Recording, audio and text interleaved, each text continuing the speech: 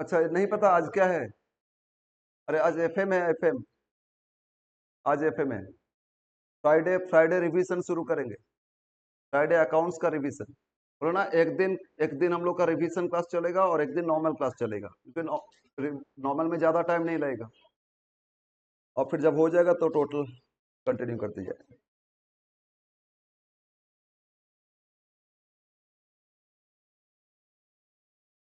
इस तरह होगा। मंडे नॉर्मल क्लास, वेडनेसडे भी नॉर्मल क्लास, फ्राइडे रिवीजन और Sunday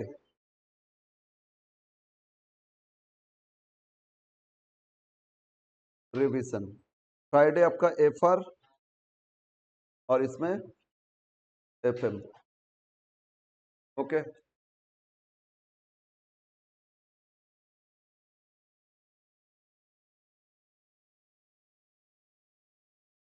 Monday normal class, Wednesday भी normal class, Friday revision class और संडे भी रिवीजन क्लास। यस, तो अब आ जाओ क्वेश्चन वन में। देखो क्वेश्चन वन देखो। हम लोग ना इसमें डिफरेंट रेशियो अप्लाई करेंगे। डेटर्स टर्नओवर रेशियो सीखे थे ना, रेशियो एनालिसिस में। Debtors velocity, creditors velocity, stock stock turnover ratio, ये सब रेशियो से डेटर्स, क्रेडिटर्स, स्टॉक, ये सब फाइंड करोगे। ठीक है। और फाइंड करने के बाद एसेट्स और लाइबिलिटी माइनस कर देंगे आ जाए। तो क्वेश्चन वन आप पढ़ो, क्या दिया है question one. The components of current assets of a newly trading company concern are stock, debtors and cash. इनका करंट एसेट्स का एलिमेंट क्या है? तीन आइटम है ना, एक स्टॉक है और एक डेटर्स है और एक कैश है।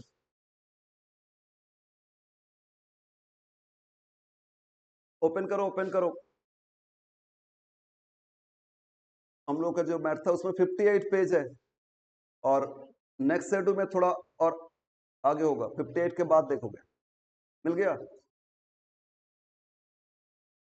First question. तो एसेट्स में तीन एलिमेंट है, एक तो स्टॉक है, डेटर्स है, कैसे, तीनों करंट एसेट्स। और लाइबिलिटी में एक ही है, क्रेडिटर्स। तो चार आइटम फाइंड करोगे आ जाएगा। एक्सपेक्टेड सेल्स, ब्रैकेट में बोल दिया 20% कैश, और उसमें प्रॉफिट कितना इनपुट था? 20% ऑन कॉस्ट, और सेल्स कितना दे दिया? 9 लाख।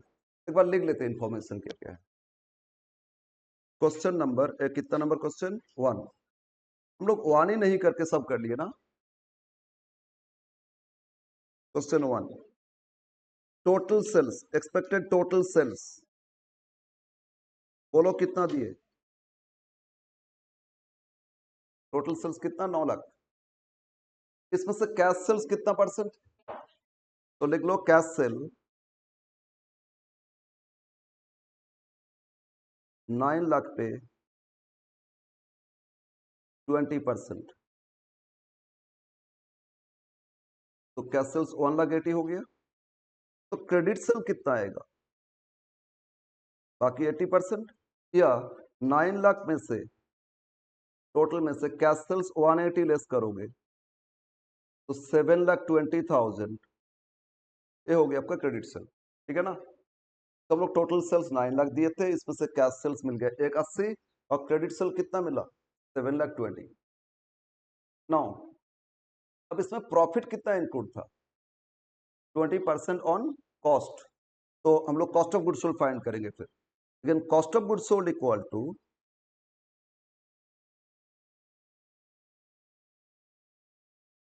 क्या होता है? Sales minus GP. Cost of goods sold कैसे आएगा? सेल्स से जीपी माइनस करोगे ना। और एक होता है opening plus purchase minus closing, ये भी तो होता है। बट यहाँ हम लोग सेल्स पता है तो sales minus GP. Sales total कितना देखो, 9 लाख सेल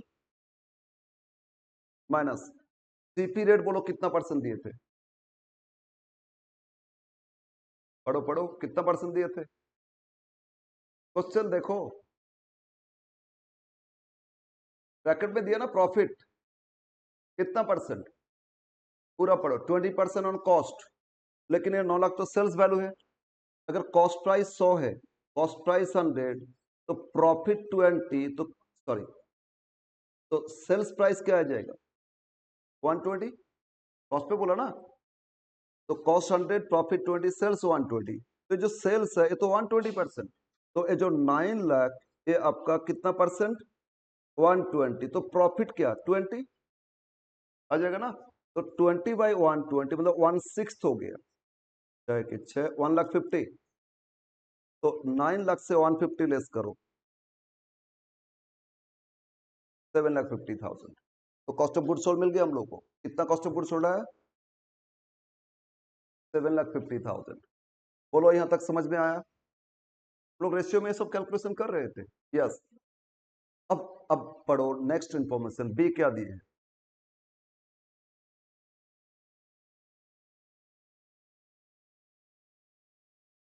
अरे 20/120 मतलब 6 हो गया ना डिवाइड। 9 लाख को 6 से डिवाइड करोगे कितना आएगा? मतलब कैंसिल होके कितना आएगा? 150। और 9 लाख से 150 लेस करो, कितना रहे? 750। ओके। अब एडजस्टमेंट बी क्या दिए? Stock turnover ratio. Stock turnover ratio में हम लोग रेशियो सीखे थे। टर्नओवर रेशियो में दो तरह का होता है, एक मंथ्स में देता है, नहीं तो फ्रीक्वेंसी। इसमें क्या दिया? मंथ्स दिए, फ्रीक्वेंसी। फ्रीक्वेंसी दिए ना। तो फ्रीक्वेंसी में स्टॉक टर्नओवर का क्या फॉर्मूला था? Now stock turnover equal to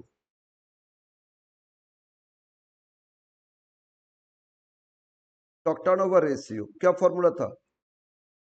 cost of good sold divide by average stock. बोलो फॉर्मूला क्या है? Cost of good sold divide by average stock, यही तो आएगा ना। And this is equal to, ये आपको दे दिया है। बोलो कितना दिए है? 6 दिए ना। This is equal to 6। और हम लोग कॉस्ट ऑफ गुड सोल्ड अभी पता कर लिए, कितना कॉस्ट ऑफ गुड सोल्ड था? तो 7,50,000 equal to average stock into 6 हो जाएगा। क्रॉस मल्टीप्लाई किए, average stock into 6 equal to cost of good sold.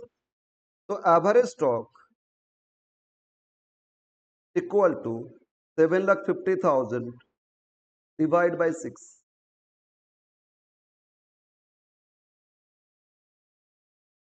Stock मिल गया आपको। कितना स्टॉक है आपका? 1,25,000। करंट एसेट्स में 3 आइटम था, एक स्टॉक, एक डेटर्स और एक कैश था ना। तो एक आइटम तो मिल गया आपको। अब इसमें ओपनिंग क्लोजिंग में स्टॉक में कोई चेंज बताया? नहीं बताया, तो यही माना जाएगा एवरेज, इसी को ही क्लोजिंग मान लेंगे। ठीक है। तो एक पार्ट हो गया आपका। बोलो नेक्स्ट। अब डेटर्स करेंगे। अब बोलो डेटर्स टर्नओवर रेशियो दिया ना। Adjustment C. Expect credit period to debtors. अच्छा डेटर्स टर्नओवर में लेकिन मंथ्स दे रहे हैं। हम लोग सीखे थे फॉर्मूला, मंथ्स में देता नहीं तो फ्रीक्वेंसी। तो लिखो डेटर्स टर्नओवर डी। ए था, स्टॉक टर्नओवर था ए, पहले सारा कैलकुलेशन था। Debtors turnover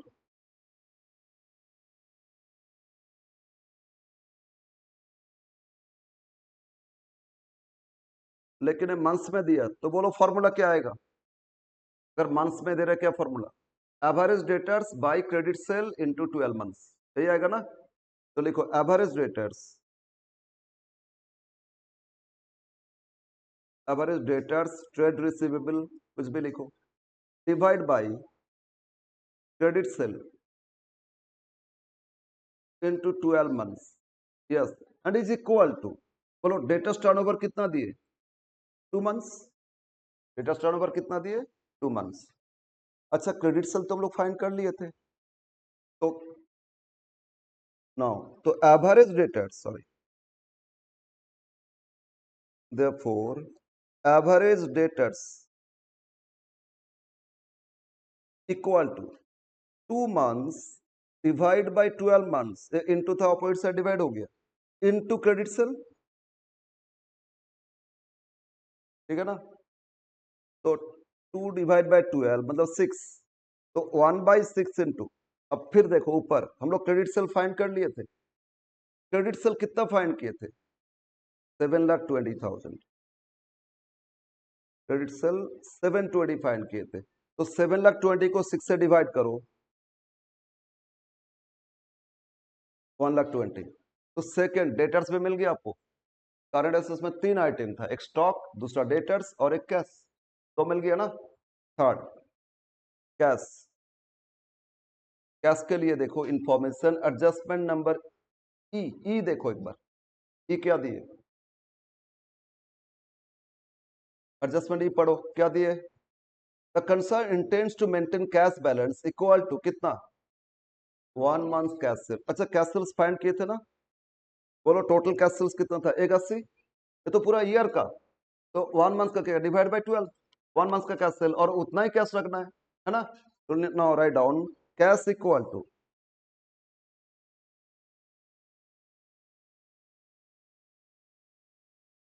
cash equal to cash sales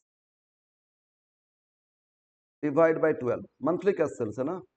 बोलो टोटल कैश सेल्स कितना आया था, 120, तो एक ईयर का है तो डिवाइड बाय 12 करोगे तो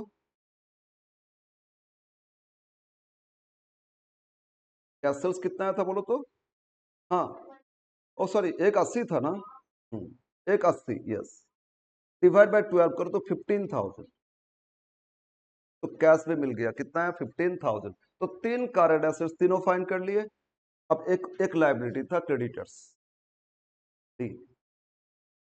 creditors turnover,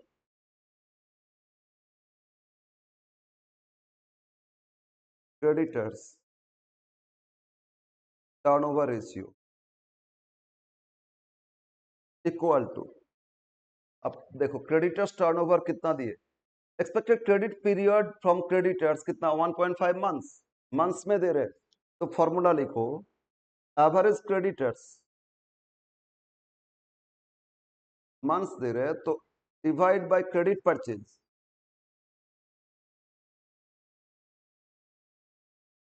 into 12 months, average creditors by credit purchase into 12 months.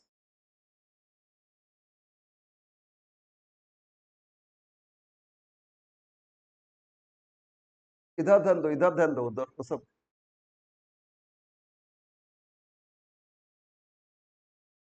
Average creditors by credit purchase into 12 months. अच्छा परचेज पता है, परचेज कितना, कॉस्ट ऑफ गुड्स सोल्ड पता है, ओपनिंग स्टॉक क्लोजिंग स्टॉक में कोई चेंज है नहीं है, तो जितना ओपनिंग उतना ही तो क्लोजिंग है, तो जितना ओपनिंग ऐड करोगे उतना ही क्लोजिंग लेस करोगे तो सेम आएगा ना, कॉस्ट ऑफ गुड्स सोल्ड ही हो जाएगा परचेज। और कुछ नहीं देने से क्या मानते, टोटली क्रेडिट परचेज, तो जो कॉस्ट ऑफ गुड्स सोल्ड था उसी को लिख लोगे, ठीक है। यस, तो average creditors equal to, average credit एक बार लिख लेते, एवरेज क्रेडिटर्स, तो क्रेडिट परचेज जगह क्या लिखोगे, क्या लिखोगे, cost of good sold into 12 equal to, इसमें कितना दिए थे 1.5, 1.5 दिए थे ना, therefore average creditors equal to 1.5 by 12 into cost of good sold find किए थे, cost of good sold find किए थे कितना 750, यस 750 बाई 12 इंटू 1.5 करो, 7,50,000 divide by 12 into 1.5, it comes to 93,93750, complete हो गया। अब बस वर्किंग कैपिटल करो, वर्किंग कैपिटल क्या, C A minus C L, 3 current assets जोड़ोगे, करंट लायबिलिटी माइनस करोगे, therefore statement of working capital, statement of, statement of working capital requirement of, company का नाम कुछ नहीं दिए,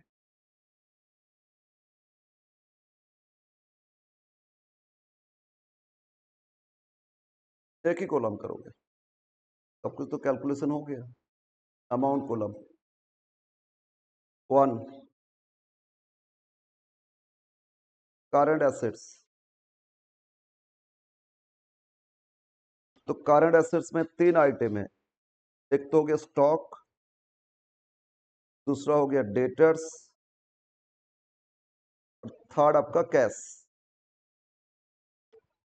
स्टॉक कितना फाइंड किए थे 125, डेटर्स कितना फाइंड किए थे 120, कैश कितना फाइंड किए थे 15, ऐड कर लो टोटल, तो 1,40,000, 2,60,000। सेकंड, करंट लायबिलिटी,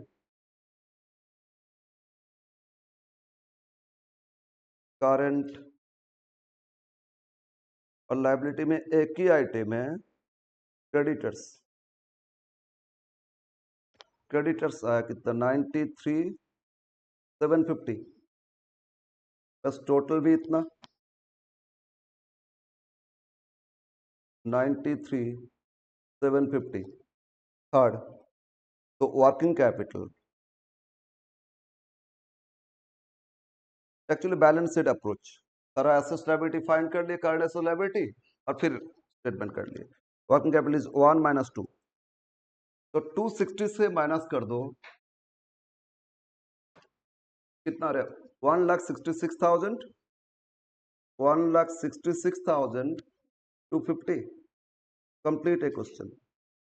और ये बहुत पहले आया था ऑनर्स में, बाद में आया था जनरल में, यही क्वेश्चन रिपीट हुआ, पहले ऑनर्स में दिए, बाद में जनरल में दिए। पर आजकल तो इतना इजी नहीं देगा, देने से 5 मार्क्स में दे सकते हैं, इतना इजी था ना 5 मार्क्स में दे सकते।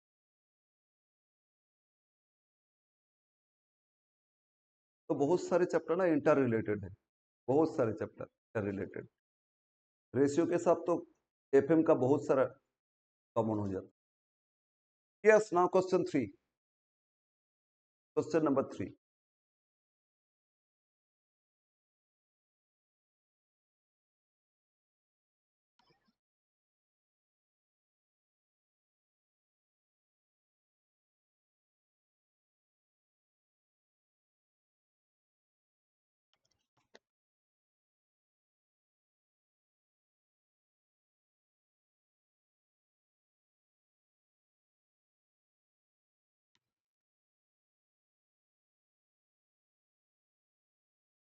अच्छा, समझ में आया कुछ, समझ में आया या नहीं?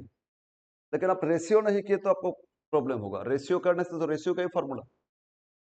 यस, इसमें डायरेक्ट हम कैलकुलेशन करते जाएंगे, पहले किए थे ना, अब इसमें डायरेक्ट वर्किंग कैपिटल स्टेटमेंट करेंगे, एक एक कैलकुलेशन करते जाएंगे। देखो, statement of working capital,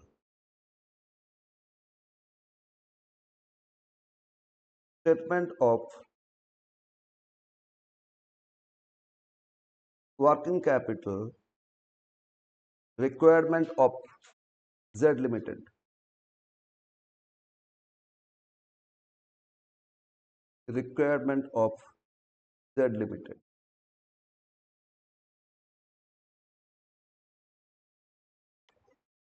amount column, और इधर एक serial number,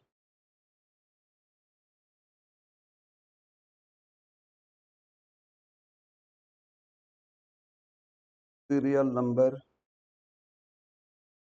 particulars,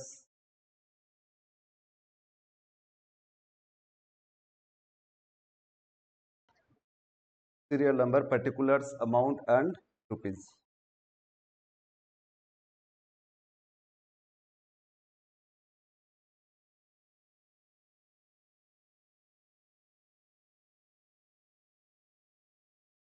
first head लिख दो, करंट एसेट्स,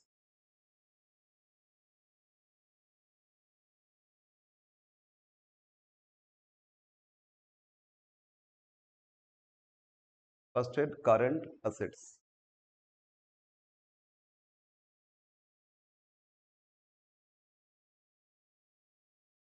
पढ़ो question. Z limited is desires होगा, डिजोरियस नहीं, desires to purchase a business, एक कंपनी एक बिजनेस को खरीदना चाहते हैं, and has consulted you, and the point of which you are asked to advise them is the average amount of working capital will be required in first year working. एक company किसी और company को by कर रहे हैं, उस accompany by करने के बाद उसमें वर्किंग कैपिटल नेक्स्ट ईयर कितना हमको मेंटेन करना होगा, वो आपसे एडवाइस ले रहे हैं, तो आप बता दो कितना वर्किंग कैपिटल को रखना है, ठीक है। क्योंकि आप फिनांस से जाओगे तो फिनांस का ये सब एडवाइस देना पड़ेगा ना। तो कितना वर्किंग कैपिटल मेंटेन करना है, कुछ एस्टिमेशन दे रहे हैं, जिस कंपनी को खरीद रहे हैं उनका कुछ एस्टिमेशन आपको मिला, उससे करोगे। तो क्या एस्टिमेशन दे रहे हैं, average amount backed up for stock, stock रखना होगा, कितना स्टॉक मेंटेन करना है, फिनिश गुड्स 5000 और रॉ मटेरियल्स ये तो दे ही दिया ना, करंट एसेट्स तो दो दे दिए। तो लिख लो करंट एसेट्स में क्या क्या आता है, स्टॉक भी तो आता है। देखो stock of raw material, stock of raw material bracket में लिखो गिवन, ये दे दिए, कैलकुलेशन नहीं करना है। कितना दिए, अरे कितना दिए, 5000 तो मटेरियल्स है, 8000 D. Stock of finish goods F G given, finish goods कितना दिए, 5000। ओके ना, पॉइंट बी हो गया ए। पॉइंट बी क्या दे रहा था, एवरेज क्रेडिट गिवन, क्रेडिट किसको दिए, डेटर्स को। अरे एवरेज क्रेडिट गिवन मतलब क्रेडिट अलाउ किए डेटर्स को, और तो डेटर्स को अलाउ किए, इसमें दो तरह का डेटर्स है, इनलैंड सेल्स मतलब विद इन कंट्री बेचे, और एक्सपोर्ट तो बाहर में भी एक्सपोर्ट किए, दोनों ही डेटर्स है ना। तो डेटर्स आप लिखेंगे, नेक्स्ट लिखो डेटर्स या trade receivable, what ever you can write debtors. और डेटर्स में दो तरह का डेटर्स है, एक तो हो गया इनलैंड डेटर्स। सर पहले कैलकुलेशन करने से अच्छा होता ना, नहीं हम कैलकुलेशन नहीं कर रहे, यहीं पे करेंगे। एक बार आ जाओ, डेटर्स टर्नओवर लास्ट किए थे ना, बोलो ये डेटर्स टर्नओवर क्या फॉर्मूला था, यहाँ देखो, average debtors by credit sale into 12 months, 2 months था, तो हम लोग डेटर्स डायरेक्ट कर सकते हैं 2 months by 12 months into credit cell, आएगा या नहीं, अरे बोलो 2 months by 12 months into credit cell, तो जो भी टाइम लग दिए थे डिवाइड बाय 12 मंथ्स कर लेंगे, और टोटल क्रेडिट सेल कितना देख लेंगे, इनटू करेंगे, आ जाएगा ना। तो डायरेक्ट आप करते जाएंगे, वहां तो फॉर्मूला दिए थे, उसी फॉर्मूला को करेंगे। तो लिखो इसमें इनलैंड डेटर्स इक्वल टू, बोलो टोटल सेल्स कितना दिए थे, इनलैंड डेटर्स में सेल्स कितना दिए थे, 3,12,000, ये एनुअल है ना पूरा ईयर का, लेकिन डेटर्स को कितना टाइम दिए थे ब्रैकेट में, 6 मंथ्स, कितना टाइम दिए थे, तो बोलो 1 ईयर का कितना मंथ्स होता, कितना 6 वीक्स दिए थे, 1 ईयर कितना वीक्स होता है, 52, 1 ईयर का तो 52 वीक्स है ना, और इसको टाइम कितना दिए थे, 6, तो कर लो इनलैंड डेटर्स हो जाएगा। तो 3,36,000, एक बार इनसाइड लिखो क्योंकि एक और डेटर्स है, बोलो समझ में आया, पूरा साल में 3,12,000 बेचे, मतलब 52 मंथ्स में, वीक्स में बेचे, इसमें कितना टाइम उनको दिए थे, 6 महीना, सॉरी 6 वीक्स, इनटू करो 6 हो गया, क्लियर है। एक साल में हम बेचे क्रेडिट में 3,12,000, और 1 ईयर कितना वीक्स होता है 52, तो वीकली कितना बेचे क्रेडिट में, डिवाइड बाय 52, और डेटर्स को कितना वीक्स टाइम दिए, तो 6 वीक्स का कितना आएगा, बस वही तो हो गया ना। Okay next, export debtors, export debtors, बोलो एक्सपोर्ट कितना किए, 78,000, कितना एक्सपोर्ट किए, अब इन लोगों को कितना वीक टाइम दिए, तो डिवाइड बाय 52 इंटू कितना करोगे, 1.5, कितना आया, 2,250। अब इन दोनों को ऐड करो, ये दोनों डेटर्स था ना, ऐड करके आउट ऑफ कॉलम 38,250, समझ में आया। नाउ डेटर्स हो गया डी, और क्या आ सकता है, आगे पढ़ो, बी पार्ट हो गया ना, सी, सी में क्या दे रहे हैं, देखो देखो सी में क्या दिए,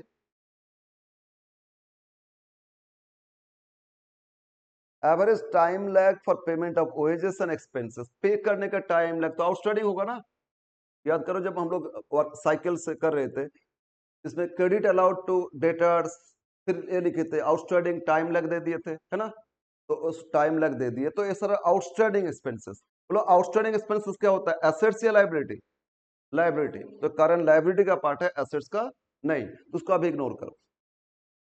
नेक्स्ट आ जाओ डी में, पॉइंट डी क्या दिया था? एडवांस तो क्या होता है? प्रीपेड, प्रीपेड एसेट्स होता है ना, तो इसमें लेंगे सन्ड्री एक्सपेंसेस प्रीपेड, लिखो prepaid sundry expense, prepaid sundry expenses. यहाँ एक मिस्टेक है, एक्चुअली 8000 ना आउटसाइड होगा, ब्रैकेट में है पेड क्वार्टरली इन एडवांस और आउटसाइड लिखोगे 8000, समझ में आया? मतलब एक बार लिख देते हैं इसमें, ऐसा होना चाहिए paid quarterly in advance, bracket के बाद होना चाहिए ₹8000। वो कैसे अंदर आ गया, ठीक है ना, तो डर लग रहा था बाहर में, तो चलो अंदर चले जाते। तो एक्चुअली एक्सपेंसेस पूरा 8000 है ईयर का, लेकिन एडवांस कितना दिन का है? बोलो एडवांस कितना दिन का? एक क्वार्टर का। पेड क्वार्टरली इन एडवांस मतलब तो हर क्वार्टर में एडवांस पे करते, तो 1 ईयर कितना क्वार्टर होता है? 1 ईयर कितना क्वार्टर? 4 क्वार्टर। एक क्वार्टर का एडवांस तो डिवाइड बाई 4, क्वार्टरली एडवांस आ जाएगा, तो 8000 डिवाइड बाई 4, 8000 हम ईयरली पे करते, और 1 ईयर कितना? 4 क्वार्टर, तो क्वार्टरली कितना एडवांस है? 2000, ठीक है। और डी में एक और दिया है, क्या दिया बोलो तो? अनड्रन प्रॉफिट, अनड्रन प्रॉफिट, प्रॉफिट कभी वर्किंग कैपिटल में आता है या रिजर्व एंड सरप्लस में आता है? तो ये तो नहीं है ना working capital, profit reserve and surplus होता है, ये वर्किंग कैपिटल का पार्ट ही नहीं है, करंट लायबिलिटी है नहीं, उसको लेना ही नहीं है। तो कुछ कैश बोला इसमें मेंटेन करना है, कहीं पे दिया? एकदम स्टार्टिंग में पढ़ो, you are required, you are given the following estimates and instructed to add कितना? 10% और computed figure for contingency, cash for contingencies, लेकिन कंप्यूटेड फिगर तो पूरा आया नहीं, तो अभी नहीं कर पाएंगे, तो बाद में करेंगे एक्सक्लूडिंग कैश। तो हो गया करंट एसेट्स एक्सक्लूडिंग कैश। देखो current assets, current assets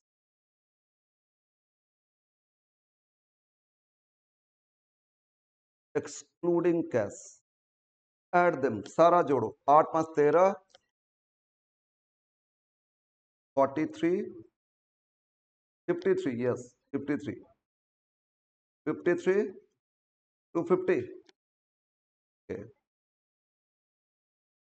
second head current liability,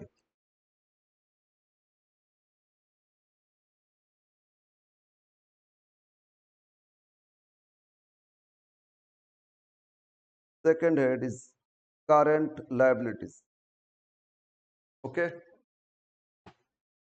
तो बोलो करंट लायबिलिटी में एडजस्टमेंट सी में आ जाओ, एडजस्टमेंट सी में देखो, फर्स्ट के दिए वेजेस है ना, वेजेस में टाइम लैग कितना? बोलो वेजेस में टाइम लैग कितना? 1.5 वीक्स दिया ना, तो लिखो आउटस्टैंडिंग वेजेस, आउटस्टैंडिंग वेजेस। बोलो ईयरली वेजेस कितना पे कर रहे हैं? 2,60,000। टाइम लैग क्या मंथ्स में था या वीक्स में? वीक्स, तो ईयरली मतलब 52 वीक्स का था, और टाइम कितना दिया इसमें? इनटू कर लो 1.5, 7,500।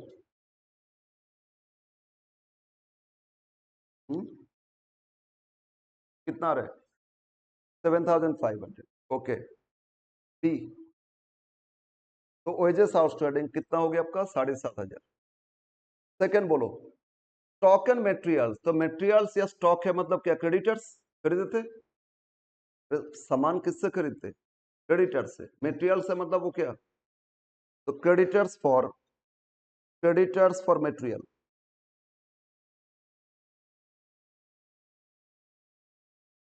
इक्वल टू स्टॉक कितना था बोलो? 48,000, है ना, तो ईयरली बेसिस। और इसमें टाइम कितना दिए? बोलो स्टॉक मटेरियल कितना दिन का? ये तो टोटल 12 मंथ्स का है, तो मंथ्स है ना, तो डिवाइड किया 12 इंटू कितना करोगे? 1.5, 6,000। थर्ड रेंट एंड रॉयल्टी, तो रेंट एक्सपेंसेस है, एक्सपेंसेस तो outstanding, outstanding, outstanding rent and royalty. बोलो एनुअली रॉयल्टी कितना पे हो रहा है? एनुअली 10,000, और कितना दिन का टाइम लैग? तो डिवाइड बाय 12 इंटू 6, तो 5,000 डी। नेक्स्ट, फिर क्या दिया था? क्लरिकल स्टाफ, मतलब स्टाफ सैलरी होता है ना, तो लिखो outstanding staff salary, outstanding staff salary. Yes, salary annual कितना? 62,400, और इन लोगों को कितना टाइम दिए? 0.5 मंथ्स, तो डिवाइड बाय 12 इंटू क्या? 0.5, 62,400 बाय 12 इंटू 0.5 कितना है? 2,600 जी। नेक्स्ट, मैनेजर, तो मैनेजर को क्या मिलता है? तो आपको सैलरी देते हैं, मैनेजर को क्या देते? रेमुनरेशन, तो outstanding managers remuneration, outstanding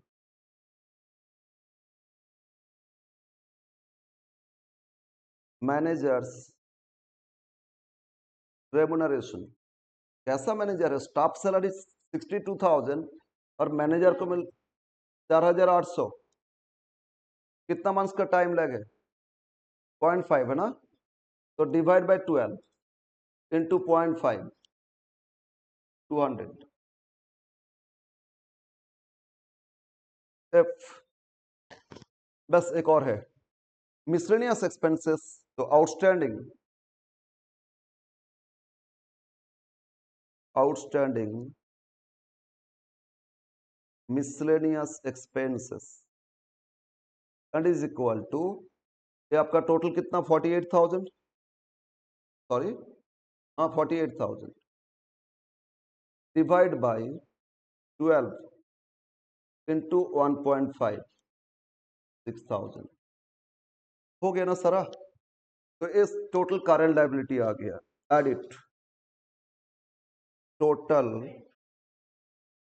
CL जोड़ो तो कितना आ रहा है? अच्छा 13,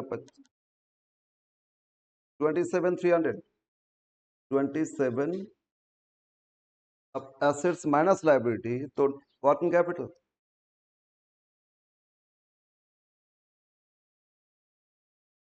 वर्किंग कैपिटल एक्सक्लूडिंग कैश, अभी कैश ऐड नहीं किए ना, एक्सक्लूडिंग कैश इज 1 - 2, टोटल बोलो एसेट्स कितना था? 53,250, 53,250 लेस कर दो इससे 27,300, 25,950, इट्स 25,950, और ये जो कैलकुलेटेड फिगर इसका 10% जोड़ना है, add cash for contingencies,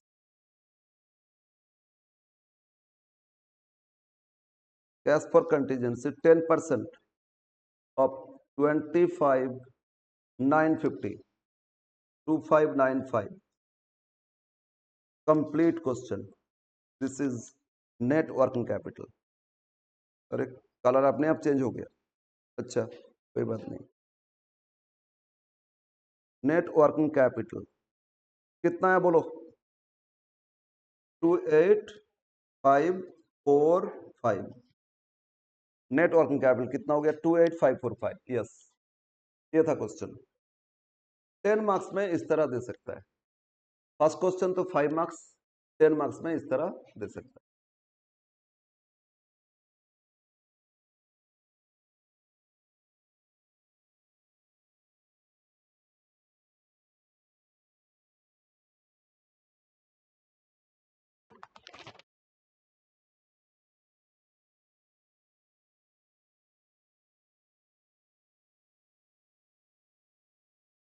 question 10, question number 10, इसमें दो अलग अलग एग्जाम्पल से 2 डिफरेंट आंसर आ सकते हैं। इसको 2 डिफरेंट वे से कर सकते हैं, तो 2 डिफरेंट आंसर आ सकता है।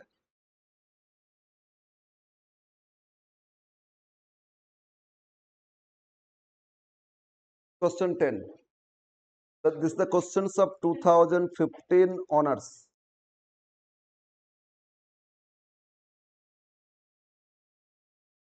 इंपॉर्टेंट है, 10 नंबर इंपॉर्टेंट, और हमको इस बार बहुत ज्यादा इंपॉर्टेंट लग रहा है क्वेश्चन नंबर 13।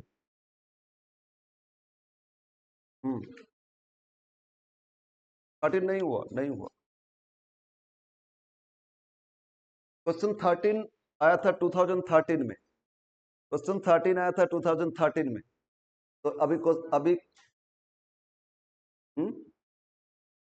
नहीं, 13 आया था 2013 में, और एकदम सिमिलर क्वेश्चन फिर आ गया था थोड़ा सा चेंज करके 2014 में, और इसके बाद दिया ही नहीं ऐसा question.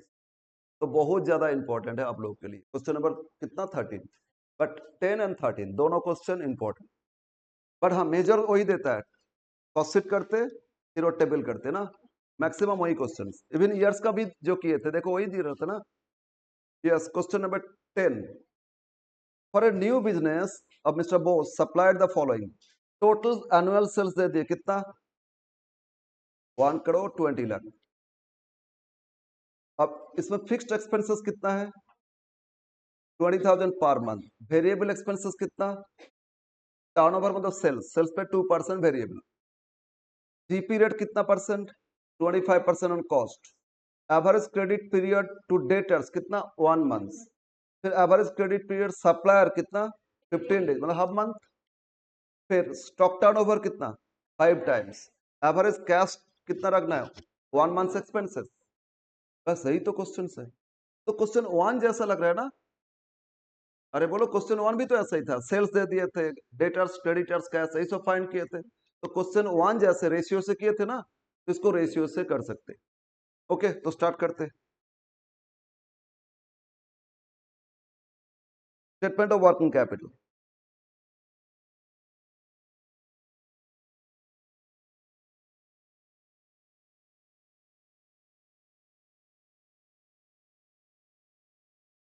Working capital requirement of company, company कौन है, मिस्टर बो, अच्छा ए पर्सन, मिस्टर बोस।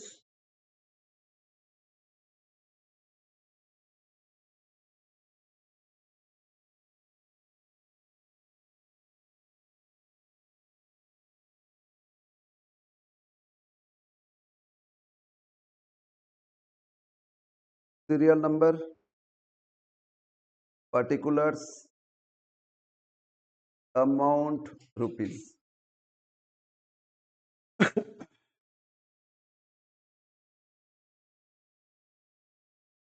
आप कैलकुलेशन करके कर सकते हो, जैसे रेशियो में करते थे ना, सारा रेशियो करके फिर बैलेंस शीट, बैलेंस शीट कर लिए। ऐसे भी कर सकते हो या डायरेक्ट करते जाओ। 1 करंट एसेट्स,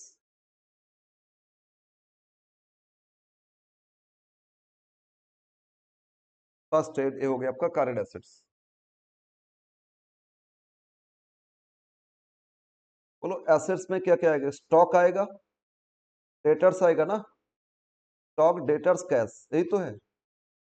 हाँ, अरे क्वेश्चन देख के बोलो, एसेट्स में क्या क्या आएगा, स्टॉक डेटर्स कैश, यही यही तो है ना। और लाइबिलिटी में क्या, क्रेडिटर्स है, नहीं बस और कुछ तो नहीं है। लाइबिलिटी में क्या, क्रेडिटर्स ही तो है ना। यस, तो लिखो स्टॉक।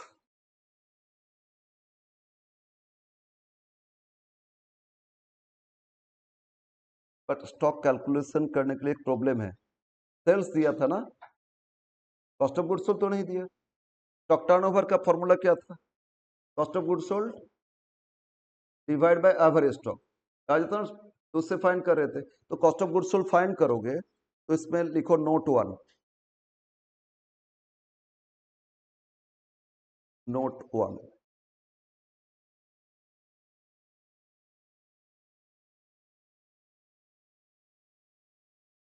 स्टॉक, देखो cost of goods sold equal to COGS, क्या होता है? Sales minus GP.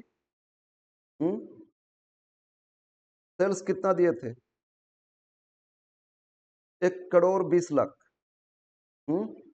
GP rate कितना percent on cost? Question one में भी तो वही दिया था।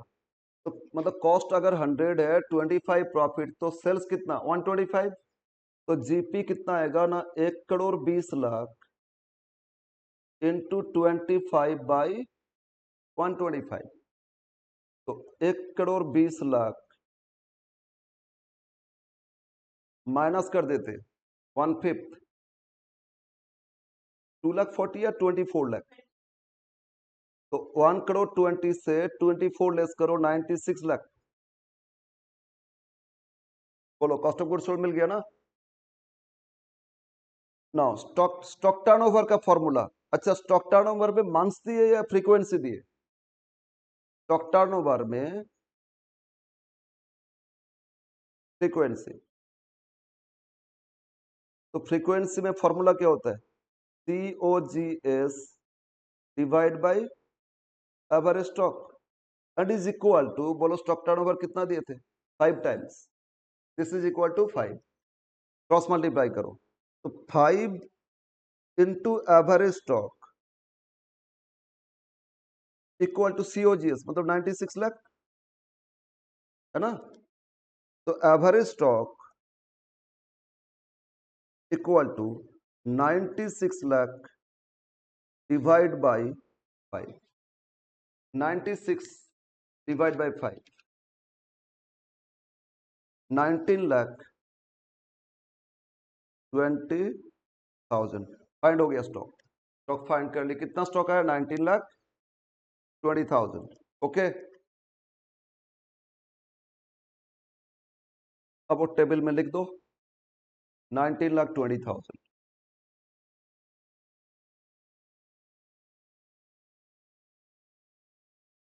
सेकंड, डेटर्स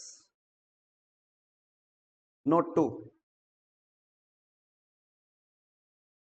डेटर्स नोट 2, जब नोट लिखे तो नोट में ही कर लेते। डेटर्स नोट 2,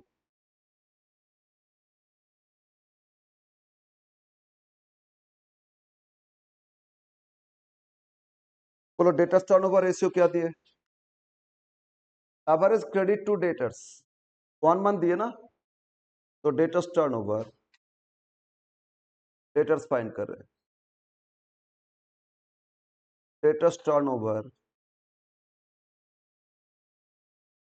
रेशियो 1 मंथ, तो एवरेज डेटर्स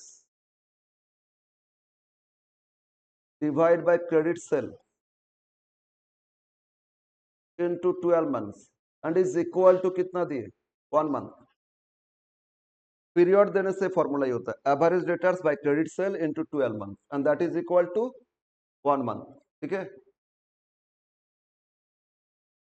तो average debtors equal to 1 month by 12 months into credit sale. ठीक है, तो 1/12 इंटू, अब बोलो सेल्स कितना था?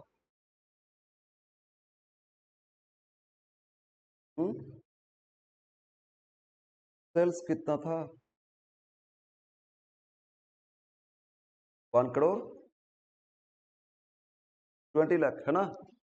कुछ कैसल बताए इसमें? नहीं, बस हो गया। 12 से डिवाइड करो, 10,00,000। बोलो कितना है?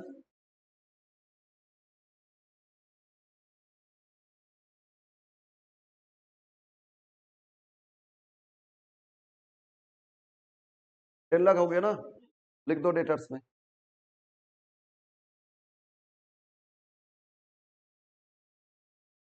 कितना हो गया? 10,00,000। सी, अब कैश एडजस्टमेंट नंबर जी पढ़ो।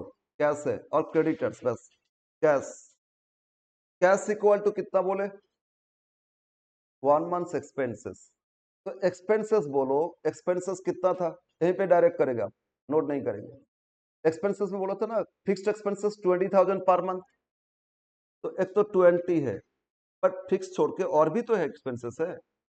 वेरिएबल कितना था, 2% ऑफ टर्नओवर है ना, तो टर्नओवर कितना का था, 1,20,00,000, उस पर 2% करो तो 1,20,00,000 पे 2%, 2,40,000 है ना। अब बोलो, अच्छा लिख लेते 2% ऑफ कितना, 1,20,00,000, मतलब कितना है 2,40,000। अबे 2,40,000 एक्सपेंसेस क्या मंथली था या पूरा ईयर का, ईयर का, सेल तो पूरा ईयर के लिए ना। तो अगर 1 ईयर का इतना एक्सपेंसेस तो मंथली क्या आएगा, डिवाइड बाई 12, ठीक है ना। तो बोलो 1,20,00,000 2% कितना आया था, 2,40,000, 2,40,000 को 12 से डिवाइड करो तो 20,000, तो 20 वेरिएबल 20 फिक्स्ड इक्वल टू कितना हो गया, 40,000। तो टोटल कैश कितना हो गया आपका, 40 हो गया ना current assets. At them, question 1 जैसा ही है, क्वेश्चन 1 जैसा है क्वेश्चन से आया था। टोटल कितना रहे, 29,60,000, और करंट लायबिलिटी में एक ही एलिमेंट था, that is creditors. Current liability outstanding कुछ नहीं दिए, तो सिर्फ क्रेडिटर्स है। करंट लायबिलिटी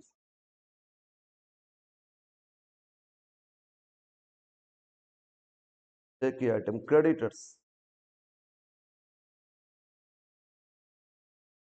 यहीं पे कर ले, कॉस्ट ऑफ गुड्स सोल्ड मिल गया था ना। अच्छा क्वेश्चन 1 एक बार देखो, क्वेश्चन 1 जो सॉल्व किए थे देखो तो, कहाँ गया, यस। क्रेडिटर्स कैसे फाइंड किए थे, creditors average creditors by credit purchase into 12 months, 1.5 दे दिए थे, तो एवरेज क्रेडिटर्स इक्वल टू जो भी टाइम लग दिए थे divide by 12 into credit purchase. But credit purchase नहीं, कॉस्ट ऑफ गुड सोल्ड ही तो लिए थे, परचेज की जगह क्या लिए थे, कॉस्ट ऑफ गुड सोल्ड, क्योंकि स्टॉक में कितना चेंज, कितना ओपनिंग क्लोजिंग, ये तो नहीं दिया था। तो जो परचेज होता है उसी को क्या माना जाएगा, कॉस्ट ऑफ गुड सोल्ड। तो cost of good sold find किए थे ना, तो डायरेक्ट लिखो क्रेडिटर्स इक्वल टू क्या हो जाएगा बोलो ना, एक cost of good sold divide by 12 into time lag. आओ लिखो, creditors equal to cost of good sold, तो ये पूरा ईयर का डिवाइड बाय 12 मंथली। अब इसमें कितना टाइम दिए थे बोलो, 1 मंथ है ना, सॉरी सॉरी सॉरी 15 डेज दिए ना, 15 डेज मतलब हम मंथ, हम लोग मंथली करें तो 15 डेज मतलब क्या हो जाएगा इनटू 0.5।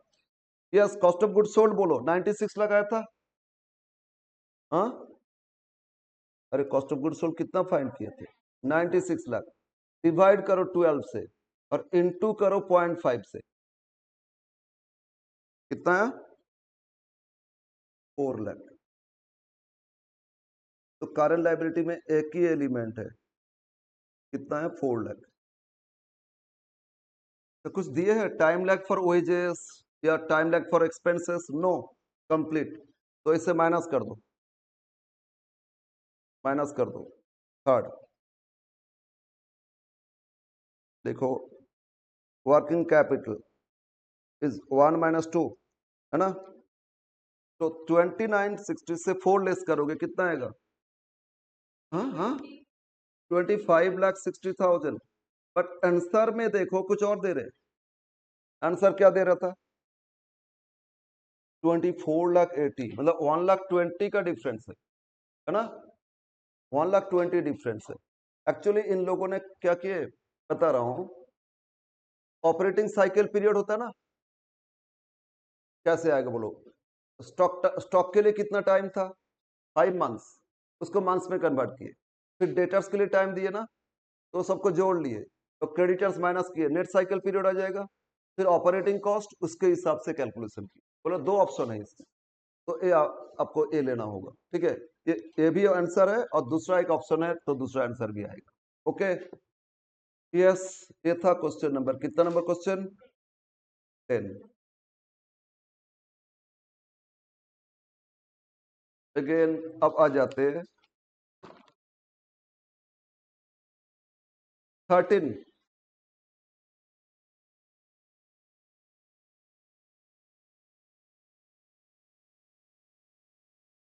बस से करेंगे तो आप लोग का टोटल मोटा मोटी कंप्लीट। और क्वेश्चन 15 भी ऐसा ही क्वेश्चन है, 15 भी ऐसा क्वेश्चन है, आप लोग कर सकते हो।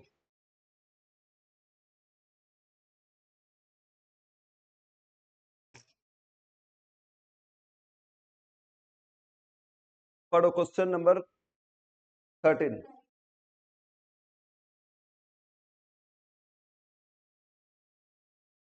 सेल्स, सेल्स कितना दिए? 36 लाख। क्रेडिट कितना दिन का? 2 मंथ्स। तो इससे डेटर्स आ जाएगा। Materials consume, materials consume 9 lakh. Expected कितना दिन क्रेडिट मटेरियल्स में? 2 मंथ्स। क्रेडिटर्स आएगा इससे। वेजेस 7,20,000। लैग इन पेमेंट कितना? 1 मंथ। आउटस्टैंडिंग वेजेस आएगा। Next manufacturing expenses outstanding at the end of year कितना? 80,000। और लैग इन पेमेंट कितना? 1 मंथ। फिर टोटल एडमिनिस्ट्रेशन एक्सपेंसेस कितना? 2,40,000। कोई टाइम लैग नहीं दिए। और self promotion expenses 1,20,000 paid quarterly in advance, तो प्रीपेड हो गया। And company sells its product at gross profit margin कितना percent? But counting depreciation part of cost, तो डिप्रिसिएशन तो एक्सक्लूड करना होगा ना। कितना डिप्रिसिएशन वो दिया नहीं, वो फाइन करना होगा हम लोग को। Depreciation cost of production, it keeps 1 month stock raw materials and finish goods. Finish goods 1 महीना का और फिनिश रॉ मटेरियल्स भी 1 मंथ का स्टॉक रखना है। कैश बैलेंस कितना मेंटेन करना है? 1 लाख। और 20% सेफ्टी मार्जिन। तो वर्किंग कैपिटल फाइंड करना है ऑन कैश कॉस्ट बेसिस। बोलो ना, डिप्रिसिएशन तो क्या करते थे? कैश कॉस्ट करते थे ना। तो ये क्वेश्चन है। यस, बट प्रॉब्लम क्या इसमें? डिप्रिसिएशन कितना था तो बताया नहीं। जो पहले क्वेश्चन किए थे वो कॉस्ट शीट करके डिप्रिसिएशन हटा दे रहे थे ना, लेकिन उसमें दे देता था सब, इसमें तो कुछ दिया ही नहीं। तो we have to find depreciation. Depreciation कैसे फाइंड करोगे? लिखो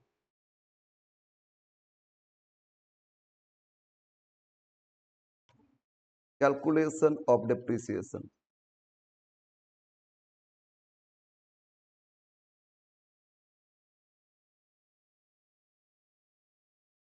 सेल्स, बोलो सेल्स कितना दिए? सारा वर्किंग्स करेंगे फिर क्या कर लेंगे। सेल्स बोलो कितना दिए?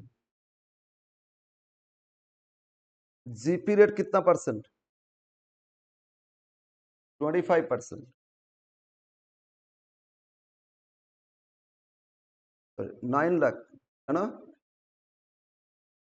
25% करो, कितना हो रहा है? 9 lakh.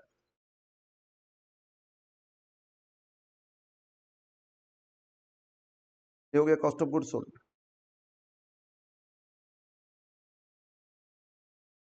Cost of good sold, इसमें बोला इंक्लूडिंग डिप्रिसिएशन। ये हम लोग को पता चला कि सेल्स था 36 लाख, जीपी रेट था 25%, तो 25% 9 लाख आया। माइनस किए तो कॉस्ट ऑफ गुड सोल्ड आया। और ये बोला था इसमें, ये जो कॉस्ट ऑफ गुड सोल्ड इसमें डिप्रिसिएशन इंक्लूड है। तो अब डिप्रिसिएशन कैसे पता करोगे? Statement of cost, statement of cost.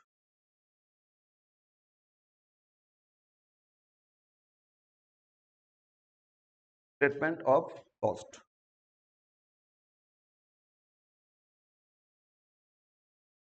Cost sheet थोड़ा बहुत याद है?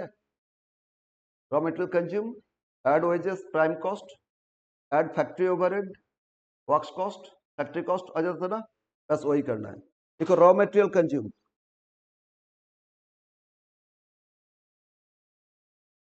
कब पढ़े थे बोलो तो? कॉस्ट शीट सेम 2 में, सेम 2 में पढ़े थे ना। सेम 4 में, सेम 4 में कॉस्ट का सेकंड था, सेम 2 में कॉस्ट फर्स्ट था।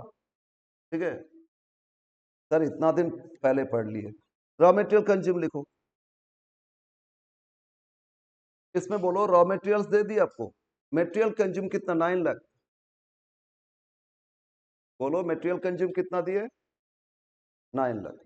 ऐड करो डायरेक्ट वेजेस, वेजेस कितना दिए, वेजेस पेड 7,20,000 है ना। तो a prime cost, prime cost 16,20,000। Add production overhead या फैक्ट्री ओवरहेड, प्रोडक्शन ओवरहेड या फैक्ट्री ओवरहेड, कुछ भी लिखो। Manufacturing overhead, production overhead, factory overhead, कुछ भी। इसमें मैन्युफैक्चरिंग एक्सपेंसेस दिए ना, बोलो मैन्युफैक्चरिंग एक्सपेंसेस कितना दिए ना, ना ठीक से पूरा पढ़ो ठीक से। Outstanding at the end of year 80,000 है ना, और कितना दिन का टाइम लैग है 1 मंथ, तो 1 मंथ का आउटस्टैंडिंग 80, 1 मंथ का ही तो 80 हो गया ना। इसमें आउटस्टैंडिंग बोले तो आउटस्टैंडिंग तो 1 मंथ का है, तो अगर 80,000 एक महीना का है तो पूरा ईयर का क्या होगा इंटू 12, कितना हो रहा है बोलो 9,06,000। ये हो जाता है आपका कॉस्ट ऑफ प्रोडक्शन। सर ये तो वर्क्स कॉस्ट होता है, फैक्ट्री कॉस्ट, इसके बाद ऑफिस जोड़ते होता है ना कॉस्ट ऑफ प्रोडक्शन ना, ये फिनांस के हिसाब से, फिनांस के हिसाब से यही होता है कॉस्ट ऑफ प्रोडक्शन। 25,80,000। अब बोलो तो इधर कितना आया था कॉस्ट ऑफ प्रोडक्शन, ऊपर 27 लाख, इंक्लूडिंग डेप्रिसिएशन आया था ना 27 लाख, और इसमें कितना आया 25,80। तो इसमें जो डिफरेंस है वो तो डेप्रिसिएशन इंक्लूड था, बोलो डिफरेंस डेप्रिसिएशन था ना इंक्लूड, तो 27 जो एक्स्ट्रा है वही तो डेप्रिसिएशन था। तो therefore depreciation equal to, depreciation equal to 27 lakh minus 25,80,000, कितना 1,20,000।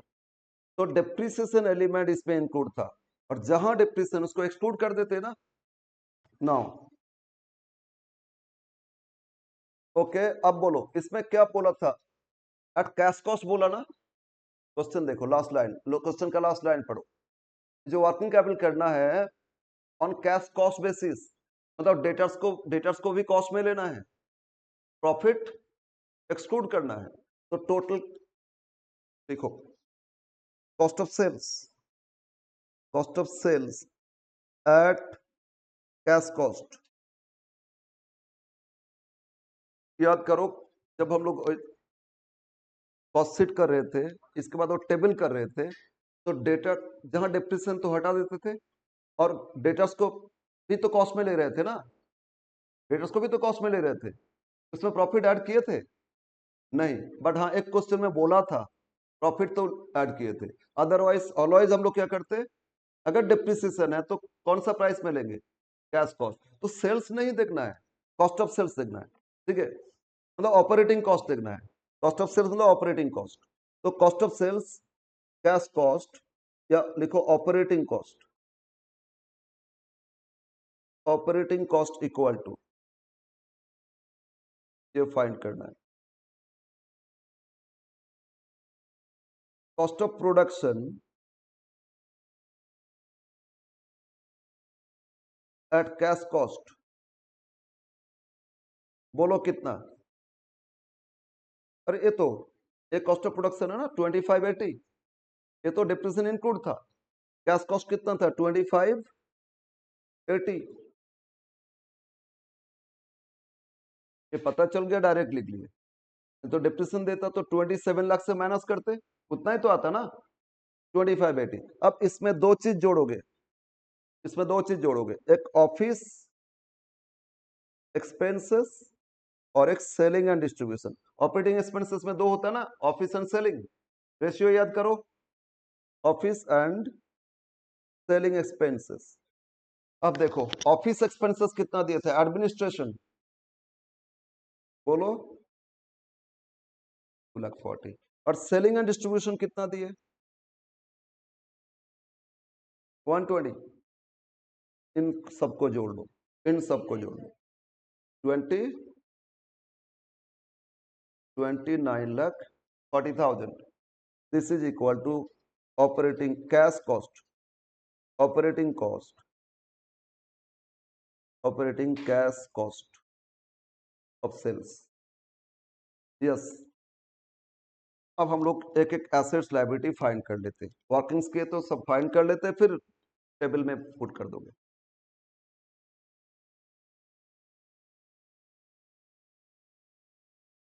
अब कैलकुलेशन लिखो. ए डेटर्स फाइंड करेंगे. डेटर्स एडजस्टमेंट ए पढ़ो. डेटर्स में कितना टाइम दिए थे? सेल्स में बोलो कितना टाइम दिए थे? 2 मंथ्स. तो डेटर्स टर्नओवर दे दिए ना. डेटर्स टर्नओवर डायरेक्ट लो. डेटर्स इक्वल टू, फॉर्मूला क्या लगता है बोलो तो? मंथ्स में देने से क्या फॉर्मूला है? चल लिख लेते एक बार. डेटर्स टर्नओवर क्या फॉर्मूला मंथ्स में? Average debtors divide by credit cell लिखते हैं, इनटू क्या 12 मंथ्स. लेकिन इसमें सेल्स नहीं लेना, प्रॉफिट छोड़ना है ना. कॉस्ट ऑफ सेल्स लिखोगे. नॉर्मली क्या होता है, सेल्स लेते हैं, लेकिन इसमें तो प्रॉफिट एलिमेंट नहीं लेना है. एट कैश कॉस्ट बोल दिया, तो नीचे लिखो cost of sales into 12 months and is equal to debtors turnover. बोलो कितना दिए थे? 2 मंथ्स. तो डेटर्स मिल जाएगा. तो एवरेज डेटर्स इक्वल टू, बोलो अभी cash cost of sales find किए ना. कितना? 29,40,000 डिवाइड बाय 12 इनटू 2. हम डायरेक्ट कर लिए, ठीक है. मतलब 2/12 इंटू कॉस्ट ऑफ सेल्स आएगा ना. 6 से डिवाइड कर दो. 4,490,000, 4,90,000. ओके. Next second. अब 2 स्टॉक फाइंड करना है. अब फिर क्वेश्चन देखो. मटेरियल्स कंज्यूम, इसमें क्रेडिटर्स आएगा. अच्छा क्रेडिटर्स कर लेते हैं. क्रेडिटर्स इक्वल टू, तो क्रेडिटर्स में क्या लिखोगे? अच्छा क्रेडिटर्स टर्नओवर लिखो. क्रेडिटर्स को कितना टाइम दिए? रॉ मटेरियल्स जो खरीदे थे ना, 2 मंथ्स क्रेडिट. तो फॉर्मूला क्या होगा? एवरेज क्रेडिटर्स डिवाइड बाय, यहां मटेरियल कंज्यूम लिखोगे, फिनिश गुड्स तो नहीं है ना. Divide by raw material consume into 12 months and is equal to, इसमें भी कितना टाइम दिए थे? 2 months. therefore average creditors equal to 2/12 into, बोलो कंज्यूम कितना था? कंज्यूम था 9 लाख. कंज्यूम है 9 लाख. तो 6 से डिवाइड, 1,50,000.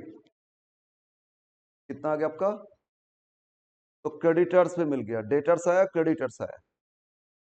और अब स्टॉक फाइंड करेंगे. 2 तरह का स्टॉक है. स्टॉक 2 कैसे? नेक्स्ट एडजस्टमेंट एफ के बाद देखो तो एफ के बाद क्या दे रहा था? Company sales product on gross profit margin. फिर नेक्स्ट क्या दे रहा था? Company keeps 1 month stock each raw materials and finish goods. ठीक है ना. तो मटेरियल्स के लिए लिखो stock of material, stock of raw material 1 month का. अभी बोलो मटेरियल्स कंज्यूम कितना है? रॉ मटेरियल कंज्यूम 9 लाख था ना. डिवाइड बाय, ये तो पूरा ईयर का था 12 मंथ्स, और इसमें कितना मंथ्स का स्टॉक रखना था? 1 मंथ. तो raw material consume 9 month, 9 lakh divide by 12 into 1, कितना रहे? 75,000. स्टॉक ऑफ फिनिश गुड्स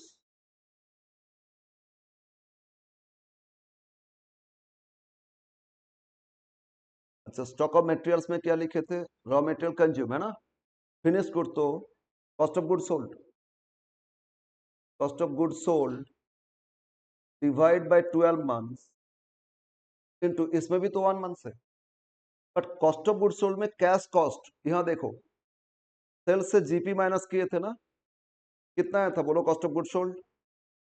इसमें डिप्रिसिएशन कितना इंक्लूड था? 120 माइनस करोगे तो cost, cash cost of good sold आ जाएगा, तो माइनस करने से कितना आएगा बोलो?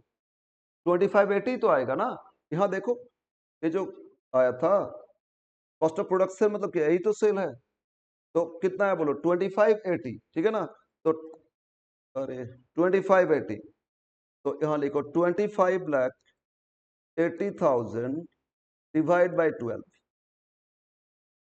2,58,215, 2,15,000 की दोनों स्टॉक मिल गया, स्टॉक ऑफ मटेरियल्स और स्टॉक ऑफ फिनिश गुड्स। अब आ जाओ वेजेस में क्या दिया था? लैग इन पेमेंट है ना, मतलब outstanding, outstanding wages, outstanding wages payment बोलो, टाइम लैग कितना दिए थे? तो टोटल वेजेस को डिवाइड करो 7,20,000, 1 मंथ तो divide by 12 into 1, 60,000। F wages में टाइम लग था कितना? 1 मंथ। और क्या टाइम लग दिए? नहीं, नहीं है। मैन्युफैक्चरिंग आउटस्टैंडिंग तो दे दिया था ना, वो दे दिया था 80,000 आउटस्टैंडिंग था ना, तो वो दे दिए, फाइंड नहीं करना है। सेल्स प्रमोशन एडवांस था, तो प्रीपेड एसेट्स है, prepaid sales promotion expense, sales promotion expenses total बोलो कितना था? 1,20,000। और कितना दिन का एडवांस होता है? क्वेश्चन पढ़ो, क्वेश्चन पढ़ो। 1 मंथ, क्वार्टर बोला ना, तो 1 ईयर कितना क्वार्टर? 4, और क्वार्टर आ गया, तो 1,20,000 डिवाइड बाई 4, 30,000। सारा कैलकुलेशन हो गया, बस अब स्टेटमेंट में आ जाओ, फॉर्मेट करो, फॉर्मेट करो, लिखो स्टेटमेंट ऑफ वर्किंग कैपिटल। ये सारा कैलकुलेशन कंप्लीट, अब लिखो statement of working capital requirement. अरे फॉर्मेट तो हम किए ही नहीं थे, नीचे ही कर लो। स्टेटमेंट ऑफ वर्किंग कैपिटल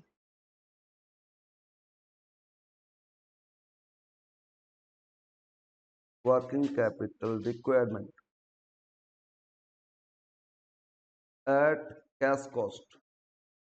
इस क्वेश्चन में मेंशन कर दिए थे कॉस्ट में ही करना है, कैश कॉस्ट, इसीलिए डेप्रिसिएशन भी लेस किया। Serial number, particulars, amount.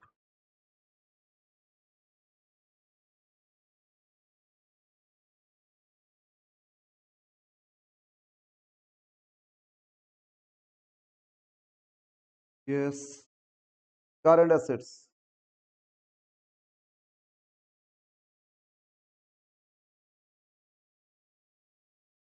सब कैलकुलेशन हो गया, लिखते जाओ। लो स्टॉक ऑफ मटेरियल था, स्टॉक ऑफ रॉ मटेरियल कितना फाइंड किए थे? रॉ मटेरियल आया आपका, किधर गया लेटेस्ट में? रॉ मटेरियल 75 है ना, तो लिखो 75,000। फिर स्टॉक ऑफ फिनिश गुड्स 2,15,000। फिर debtors, debtors cash cost find किए थे ना, एकदम स्टार्टिंग में फाइंड किए थे, 4,90,000। डेटर्स है कितना? 4,90,000। और कुछ स्टॉक डेटर्स, यही तो है ना। हाँ, कुछ कैश भी तो रखना है। अच्छा कैश नहीं, एक प्रीपेड भी तो था, प्रीपेड लास्ट फाइंड किए ना, prepaid sales promotion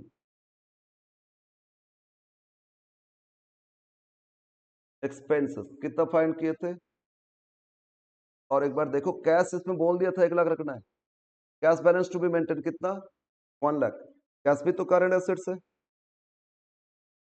1 lakh, yes at them total current assets कितना रहे 9 lakh,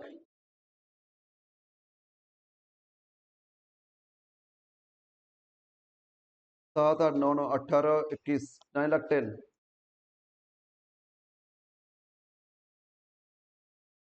second current liability,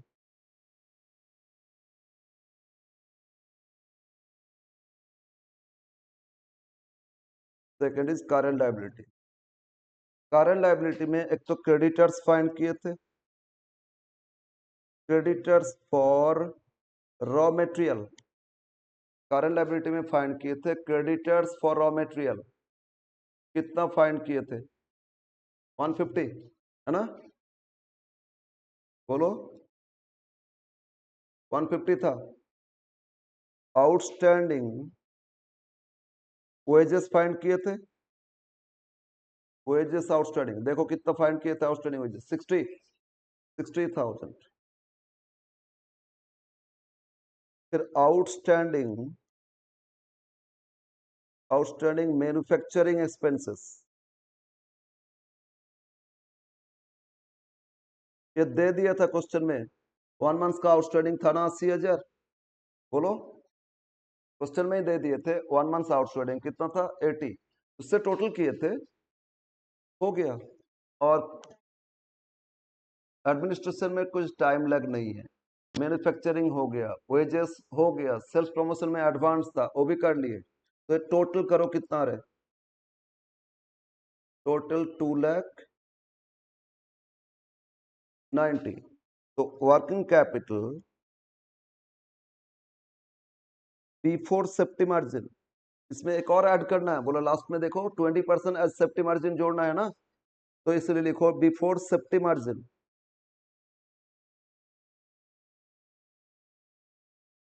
1 minus 2 कितना है 6,20,000। अब सेफ्टी मार्जिन कितना रखना है,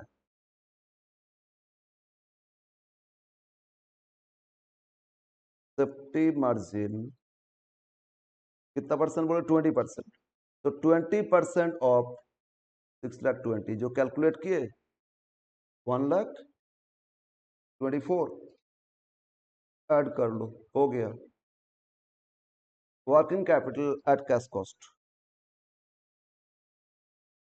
वर्किंग कैपिटल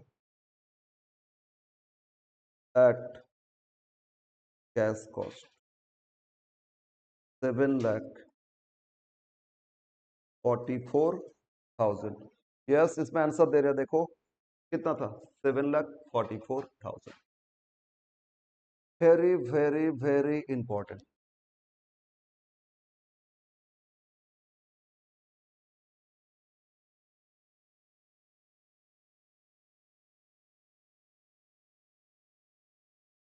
अब मोटा मोटी जितना टाइप का क्वेश्चन आया सब कर लिए, एग्जाम में जिस तरह का क्वेश्चन आया कर लिए। एक्चुअली वर्किंग कैपिटल मैनेजमेंट में 2 पार्ट है, एक पार्ट में और भी बहुत सारे था, receivable management, stock management, cash management, ये सब बहुत है, लेकिन आप लोगों का कुछ नहीं है, ठीक है, वो सबसे थ्योरी थोड़ा बहुत पूछ ले, तो प्रैक्टिकल जो भी करना था मोटा मोटी कंप्लीट। एक और चैप्टर करेंगे that is time value of money, और एक है जो आपका कैपिटल स्ट्रक्चर, वो आपका कॉस्ट ऑफ कैपिटल के साथ ऑप्शन रहेगा। एक और चैप्टर करने से कंप्लीट हो जाएगा एफएमबी। तो नेक्स्ट क्लास लेकिन रिवीजन है, नेक्स्ट क्लास रिवीजन है।